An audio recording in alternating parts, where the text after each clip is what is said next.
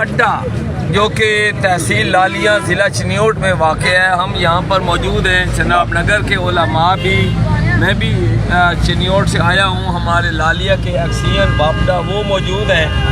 اس وقت معاملہ یہ ہے کہ ناجائز تجاوزات کے ہٹانے کا تو پورے پنجاب میں فیصلہ ہے، لیکن اس وقت یہ جو واپڈا والا دفتر ہے یہ 110 فٹ جو حدود ہوتی ہیں اس کی ہائی وے کی اس سے باہر ہے، اور بجلی کے کھمبے یہاں لگے ہوئے ہیں. اس کے پیچھے جو ہے یہ دفتر ہے، بلا وجہ اس کو گرایا جا رہا ہے.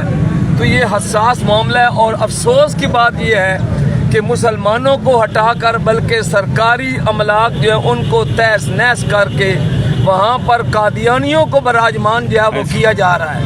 یہاں ایک بڑی واضح مثال ہے کہ یہاں پیچھے ہمارے مجسٹریٹ کی عدالت تھی، اب وہ عدالت ختم ہو گئی، تو اس عدالت کا جو احاطہ ہے اس احاطے کے اندر سارے قادیانی بیٹھے ہوئے ہیں، وہ اپنا کاروبار کر رہے ہیں. اس احاطہ کے اندر بھی کسی مسلمان کو بیٹھنے کی اجازت نہیں ہے، احاطہ کے باہر بھی بیٹھنے کی اجازت نہیں ہے.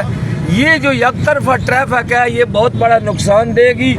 میں وزیر اعلیٰ صاحبہ کے دفتر میں ابھی یہ ویڈیو بھیج رہا ہوں، ان سے بھی کہتا ہوں کہ اس کا سختی سے نوٹس لیں. بلا وجہ جو 110 فٹ کے باہر ہیں بلڈنگیں، ان کو کسی بھی نام سے، خوبصورتی کے نام سے یا کسی وجہ سے بھی نہ گرایا جائے.